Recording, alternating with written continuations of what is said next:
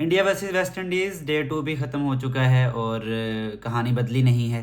वहीं के वहीं हम खड़े हैं। जिस जिस तरह इंडिया कल डोमिनेट कर रहा था, उन्होंने आते ही आज डोमिनेट किया। हालांकि यशस्वी जायसवाल जो कि अनलकी रहे और उनका अनलकी रन आउट हुआ आते ही, ले तो लग रहा था कि शायद वेस्ट इंडीज़ यहाँ से कमबैक कर सकता है, लेकिन आने वाले बैटर्स ने भी अच्छी परफॉर्मेंस दी। और ख़ास तौर पर कैप्टन जो कि कॉन्फिडेंस के साथ इस वक्त जो है फुल, उनके अंदर एक कॉन्फिडेंस है, खुद एतमादी है कि वो टेस्ट के कैप्टन तो हैं ही हैं, लेकिन पिछले दिनों में उनको ओडीआई का कैप्टन भी अनाउंस कर दिया गया है। तो उनको अपनी जो है वो प्लेस पर टीम में कोई शक नहीं है, तो वो जो है वो इस वक्त खुल के खेल रहे हैं। और वो कैप्टनसी का, कई लोग होते हैं कि वो प्रेशर लेते हैं, लेकिन हम देखने में आ रहा है कि वो इस चीज़ को एंजॉय कर रहे हैं और इस एडेड रिस्पॉन्सिबिलिटी को एंजॉय करते हुए उन्होंने आज 100 रन्स कर दिए हैं। और ये बहुत अच्छी बैटिंग परफॉर्मेंस थी इंडिया की तरफ से। उन्होंने ओवरऑल जो है 518 रन्स बनाए और उनके सिर्फ 5 आउट थे, और उन्होंने डिक्लेयर किया है इनिंग्स को। वो ऑल आउट भी वेस्ट इंडीज़ उनको करने में नाकाम रही है। और कैप्टन शुभमन गिल खुद वो नॉट आउट थे और वो खड़े थे, और वो चाहते तो वो लंबा भी जा सकते थे 150 की तरफ, क्योंकि वो 129 तो बना चुके थे। लेकिन उन्होंने डिक्लेयर करना ही मुनासिब समझा, क्योंकि 518 देखा जाए तो इनफ है, क्योंकि वेस्ट इंडीज़ पिछली दफ़ा 150 भी क्रॉस नहीं कर पाया था दोनों इनिंग्स में। तो उनको लग रहा है कि इस दफ़ा भी वो वेस्ट इंडीज़ को जल्दी से आउट करके और एक इनिंग से फिर से हराने का चांस उनके पास है। वेस्ट इंडीज़ जब बैटिंग पर आई तो उनके पास काफ़ी अच्छा चांस था कि वो जो है वो थोड़ा सा फाइट दिखाते। और शुरू में उन्होंने फाइट दिखाई भी एक टाइम पर, जब थर्ड विकेट की पार्टनरशिप लगी तो चंद्रपोल और एथनाजा ने अच्छी पार्टनरशिप लगाई, और वो आलमोस्ट जो है वो 60+ रन्स की पार्टनरशिप थी।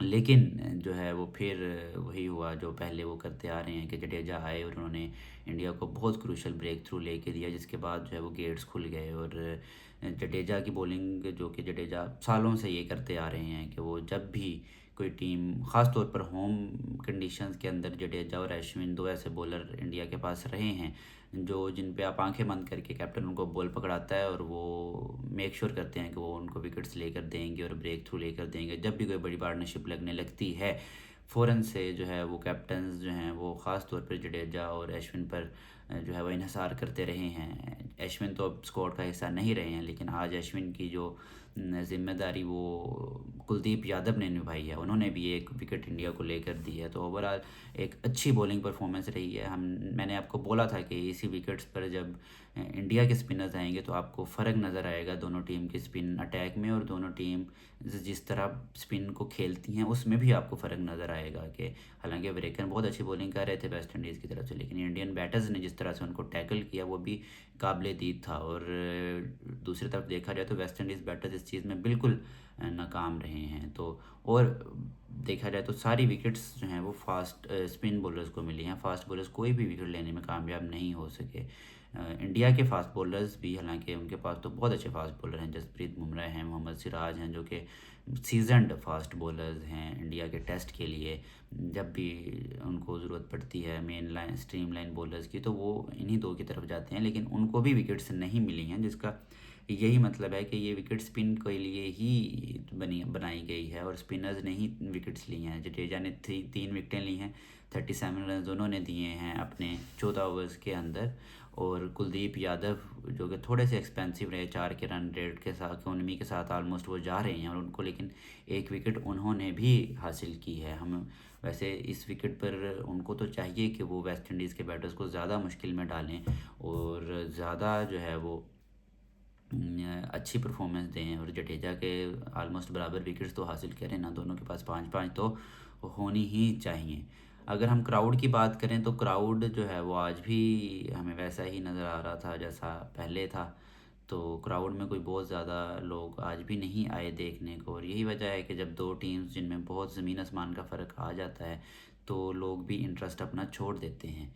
और सुनने में आ रहा है कि विराट कोहली और रोहित शर्मा की लास्ट सीरीज़ हो सकती है ऑस्ट्रेलिया के ख़िलाफ़, ओडीआई सीरीज़, उनकी फेयरवेल सीरीज़ है, ऐसा सुनने में आ रहा है। गौतम गंभीर जो कि जब से आए हैं उनका जो सबसे वो मतलब बड़ा उन्होंने काम ये किया है कि पहले उनको टेस्ट T20 से रोहित शर्मा और विराट कोहली की उन्होंने छुट्टी करवाई, फिर उन्होंने टेस्ट से छुट्टी करवाई, और लगता है कि अब वो ओडीआई से भी उनको निकालने के पे पूरी तरह कायल हैं, और वो उनको ओडीआई से भी निकलवा देंगे। ऐसा लग रहा है कि हालांकि गौतम गंभीर धोनी से काफ़ी इख्तलाफात रखते हैं, लेकिन वो भी धोनी के नक्शे कदम पर चल रहे हैं। कि जैसे धोनी ने रिवैम्प किया था टीम को 2007-8 में, जब वो आए थे, उन्होंने गंगोली को बाहर किया, सहवाग को बाहर किया, और उन्होंने बड़े बड़े प्लेयर्स को, बड़े बड़े नाम को बाहर कर दिया था।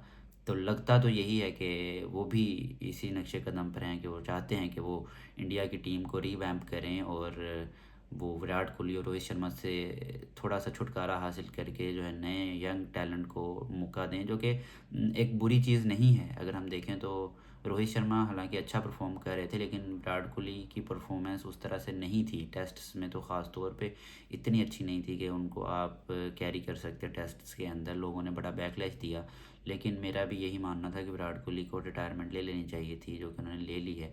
और ओडीआईज़ में भी वो काफ़ी स्ट्रगल कर रहे हैं, वो अक्रॉस द फॉर्मेट्स 5-6 साल से स्ट्रगल कर रहे हैं। उन पे हाईलाइट इसलिए नहीं होता कि उनके टीम में ऐसे यंग बैटर्स मौजूद हैं जो, अगर विराट कोहली या रोहित शर्मा में से एक नहीं भी चल रहा तो भी वो इतनी अच्छी बैटिंग उनके पास मौजूद है, इतनी डेप्थ है बैटिंग के अंदर कि वो जो है वो उस चीज़ का प्रेशर नहीं आने देते, और वो फील नहीं होने देते, और वो फिर भी मैच जीत जाते हैं।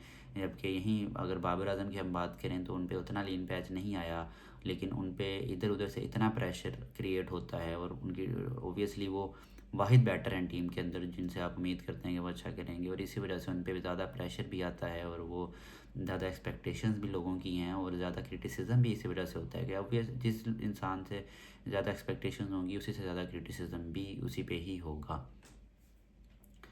तो इंडिया ने तो डिसाइड कर लिया है कि वो अब विराट कोहली और रोहित शर्मा के बगैर ही 2027 का वर्ल्ड कप खेलेंगे। अब ये देखना है कि बिल्कुल एक यंग साइड कितना अच्छा परफॉर्म कर पाती है।